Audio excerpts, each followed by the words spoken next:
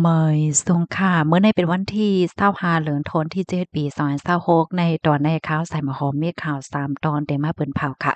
ออนตั้งเปิ้นได้ก็เฮาค่ะมาถ่อมด้วยข่าวโคในค่ะในก็อยู่ๆไฟลุกไหม้ในเฮอหมินตีเมืองแขในเมื่อวันที่24เดือนธันวาคมที่7ปี2026ในมีข่าวง้าวออกมาว่าไล่เกิดขึ้นเปิงเป็นปาเวอร์แป้งของก้นออกข้าวต้างเนี่ยนะ ลูกไม้เหนอเฮ่อหมินค่ะเฮ่อหมินลำไรได้กอลูกติเว้งหลานโจเหี่ยวกอเจกว่าที่เมืองกุ้ยหยางเมื่อพ่องตีเฮ่อหมินลงกึดแลเตเข้าติกึดนั่นค่ะนะเพราะว่าเฮ่อหมินเนี่ยมันโล่งย่ำใจค่ะมันก็ได้กว่าจ้อมรันเวเหี่ยวก็เตียวเข้าติกึดติในกว้างเฮ่อหมินกุ้ยหยางนั่นแหละเนาะอยู่ๆก็ไล่เกิดขึ้นเปิงเป็นไฟลุกไหม้ตีข้องอันเก็บไว้ โคขวางอันมีเนอโคในค่ะนะเพราะว่าเฮาคาขี้ก็มีเนอโคเนี่ยมันสิมีข้องที่อันเปิ้นไว้โถงว่าซังว่าเจอไหนเฮ็ดไหนคะตั้งฝ่ายภูมิพลพรเขาเนี่ยก็ยืนยันว่าลวงตั้งที่อันเฮ็ดให้เป็นในปอกกำในได้ก่อไฟเนี่ยมันลุกไหม้หังโก๊ยเนี่ยค่ะว่าก้วยกากามลีค่ะเนาะมีผลหลายภัยหลายรับรองตั้งเจ็บค่ะย้อนว่ามันเป็นพ้องมือเคอหมิ่นในลงกึดเหย้าเฮ็ดจังได๋นั่นน่ะนะและก้นอันเหตุการณ์เนอเฮอหมิ่นเนี่ยก็เปิ้นก็หารายตั้งแหวก็แกดแข่ไล่หนังไว้ไพ่เนี่ยผู้ออกข่าวตั้งหลายๆก็ลาดว่าเปิงเป็นปอกกำไดก็มันก็เฮ็ดให้ก้นตั้งนำตั้งหลายได้ก็ตกอกตกใจนั่นขนาดไหน กุ้ยหนาก็กามลีจึงหนังว่านั่นว่ามันจังก้มกำสายงเงาไล่มันไวไล่เหี่ยวก็กามลีเที่ยงอันนึงในซ้ำเมียนพ้องมือเคิ่มอยู่ในโลกยาวพี่น้องเขาวนด้วยค่ะนะสังเจ้าหนังว่าไฟลุกไหม้มือพ้องเคิ่มมินอยู่ในเตมือนฮือค่ะในปะยอก็เพราะว่ามันลุกไหม้มือพ้องตีเคิ่มินในมินอยู่เนินนานนำสมุทระอะไรเจ้าเนี่ยแล้ววนยอก็ใจขึ้นว่าอยู่ค่ะเนาะอันลองออกข้าวตั้งในเพราะว่าลูกดีเว้งหนึ่งกว่าดีเว้งหนึ่ง เมืองหนึ่งก็ดีเมืองหนึ่งป้อไก่กันได้ก็เพราะว่ามีเงาลายคึกคักเนี่ยจึงมันก็จางลงกึดไหลหนังไว้ไพ่จังแหนมใจค่ะก้วยกะว่าเฮอมินอันออกข้าวตั้งไก่หลายชั่วโมงเหมือนจังหวะ10 ชั่วโมงปลายนี่นะมันไก่ค่ะลูกเนาะบางปอกเนี่ยก็มันอยู่ที่เนินนาฟ้าอันเป็นห้วยเป็น105บางตีเนี่ยมันก็อยู่เนินนาสมุทระไหนจังแหนเนาะนั่นก็เตเลยว่าเป็นเปิงเป็นอันลีตกใจก้วยกะว่า ในหลวงอันที่หลีกตกใจนั้นก็มีหลวงกามลีอยู่อันว่านั้นค่ะ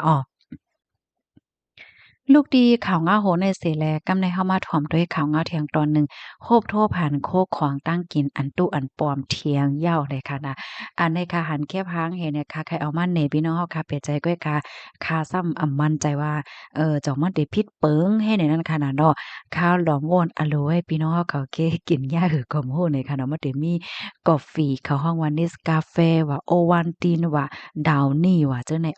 มื้อวันที่24เดือนธันวาคมที่7ปี2026ตีป่นบ้านได้อยู่ที่ภูมิพลพร4อ้ายปีเขาค่ะเนาะก็คมกันทั้งฝ่ายเกี่ยวข้องค่ะไล่เข้ากวดทาดปึ้นตีอันเฮ็ดออกเนสกาแฟ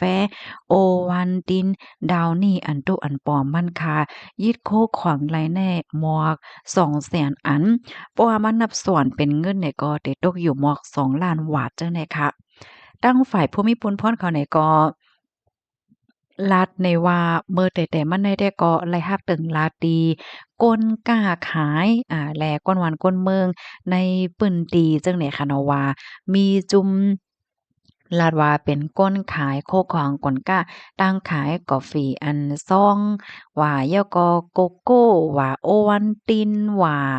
น้ำยาปรับผ้านุ่มค่ะเนาะดาวนี่เนี่ยอะโลนี่มันเป็นมิกหมายจื่อเสียงหยาหลายค่ะนะมามาถามขายบันเจอเขาในกาคันถูกเฮ็ดจังเนี้ย เพราะว่าไรฮับดังลาจังนั้นเหย้าในภูมิพลพรเขาในกอจังไรปักตาไปโดยเฮถึงตีป้อเลยคู่ว่ากลกล้าตั้งขายในเอาลูกมาที่โกดองอันหนึ่งอันมีไว้อยู่ดีในเจดอนสาบุรีเนี่ยค่ะปยก็เอามาไว้ดีเฮิรนหลังหนึ่งในปื้นตีทุ่งครุเนี่ยค่ะให้ดันเนี้ยก็เขาทัดเผื่อว่าเขาทัดเนี่ยก็ญาแต่ค่ะเนาะติ้งยับกุ้มโตก้นเลย4ก่อค่ะใน4ก่อนั้นเป็นนายเกษตรอายุ59ปี2นายชาญอายุไร55ปี3นายสานุวัฒน์อายุไร 7ปี4นายวันชนะอายุเลย40ปีค่ะยึดไล่ป้าโคขวางดั้งเสียงทั้งหมด226,000เฮง7ปากปลาย20อันเพราะว่ามานับส่วนเป็นเงินก็2,629,000เฮง7ปากหวาดเฮ็ดจังไหนคะอ้อเครื่องใจโคตื้ออันยืดไหลแต่ก็จึงหนังว่าค่ะเนาะได้มีเครื่องจักรว่าเครื่องอีดว่าสั่งว่าเฮ็ดจังไหนเหปยกกาแฟ Nescafe ว่าโกโก้โอวัลตินและน้ำยาปรับผ้านุ่มดาวนี่คมทั้งหมดก็4ปาก16ลังค่ะ168,000เฮง5ปาก88ซองผงโกโก้ผงกาแฟผงนมผองนมค่ะเนาะน้ำตาลเกลือหวานและครีมเทียมโฮมเหี่ยวก็1ปาก19จานเนาะ ตั้งฝ่ายภูมิพลพ่วนเขาในกอได้คับขึงอ่าวตั้งพิษกวนเจออันเกี่ยวข้องใน10กว่าวันเนี่ยค่ะข้อมูลตอนในคาลิปเป็นมาที่ห้องการข่าว TNN ต่างไว้เนี่ยค่ะทอมข่าวเงาโหนยกเป็นอันลีตกอกตกใจเด็กๆค่ะนะมันจัง Nescafe เนี่ยมันจะสิ่งใหญ่ค่ะเนาะพี่น้องเนาะมันเป็นซองเป็นซองจังไหนค่ะนะยกโกโก้เนี่ยอันนี้มันเป็นอันที่เฮาค้าใกล้กินค่ะเนาะมันจังว่าดาวนี่น้ำยาปรับผ้านุ่มน้ำยาหอมนั่นค่ะนะ mang bò khá ló muôn thôi alo chanh nha dầu khử còm hoa này hếtจังเนี่ยเนาะมื้อเหลียวในประวัติได้ซื้อโคของอีหังก็ย่อค่ะเนาะคัดใจซื้อเทียนเฮาขายยุ่มยำตั้งใจไรเด็ดๆนั่นก้อยเนี่ยค่ะเพราะว่าเฮาขาวซื้อเนี่ยอันโตอันปอมมันกินข้าวขวาในจึงมันก็ได้ตึกคักป้าอยู่หลีค่ะเนาะมันจังบางก้อนในเพราะว่ากินกาแฟค่ะเนาะกาแฟในกินยามมันเต็มเงานอนน่ะจ้ะมันเจ้าก็ว่าอะโลเฮ็ดหยังกินกาแฟอยู่ก็ตึกเงานอนอยู่ในสองสิ่งเฮ็ดเนี่ยเนาะอันนี้ก็เป็นลองหลีวนค่ะนะว่า เจ้าก็กินยากาแฟอันตุอันปลอมอยู่ว่าจังได๋เนี่ยเนาะก็ให้และสติกันนำๆเนาะลูกดีข่าวเงาโหนในเสแลกำในเฮาค่ะมาถ่อมด้วยข่าวเงาเที่ยงตอนหนึ่งค่ะสื่อข่าว อเมรินนะคะเนาะเฮาคาเดใกล้ๆและยินอยู่ค่ะเนาะข่าวเหงาโหในค่ะนะอันนี้ก็มีรวงปลดออกโผหับการปอกเหลียวใน12ก่อในเอาเมื่อวันที่24เดือนธันวาคมที่7ปี2026ในมีข่าวเหงาออกมาว่าที่ห้องการข่าวในมีรองเป็นปลายหลากหลายปอกกำใหญ่เฮ็ดจังได๋ค่ะอยู่ที่ผู้ใหญ่ก้นลงเขาในก็ไล่ข้องปางกุ๋มตั้งเสียงตั้งหมดเหปยก็ป่องเลี้ยงเหนนั่นค่ะน่ะเนาะว่า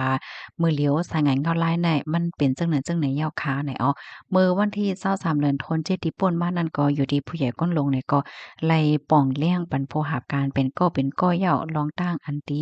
ไล่ปลดออกการในปอกกำได้เฮ็ดจังไหนนะทั้งหมดอันยาก็เป็น12ก้อเฮ็ดจังไหนอ๋อเจอเขานั้นก็ไล่กึดการงานกำเหลียวค่ะตั้งฝ่ายห้องการข่าวในก็เลยมีรองจ่ายปันกาหยอดเต้นค่ะเนาะยอก็จ่ายปัน เงินเหลือในเที่ยงเพิ่มเที่ยง1เหรียญว่าเฮ็ดจั่งใดออกข้อมูลในกอเลยปีมาที่ห้องการข่าวมติชนต่างไว้ค่ะทอมข่าวเงาโหนยกเป็นอันลีตกอกตกใจไว้อยู่ค่ะเนาะสายงานเงาลายมือเหลียวในมันก็จังหนังว่าค่ะเนาะเตเลยว่าป้อลีเนี่ยก็ยอค่ะอยู่เนาะลองการลองงานว่าสังว่าจังไดผู้ใดไผที่มีการมีงานเฮ็ดก็สอนว่ากามเลยค่ะเนาะมือเหลียวได้ก็เข้าใจเหตุการณ์แล้วก็เกี่ยวข้องต่อซึ่งเงินต้องอันจังว่าแล้วในค่ะนะ ยินจมูกก็ดีรับถอมปันแห้งค่ะย้อนก็เปิ้ว่าเฮาหมู่ฮู้เนาะว่าสงานออนไลน์เมื่อนั้นน่ะมันได้เป็นหือว่าแหละจังได๋ค่ะรับถอมยาวหันเทินจังหือก็ปันตาหันถึงมาเลยค่ะอ้อยินจมเย็นนำค่ะเมยสุงค่ะ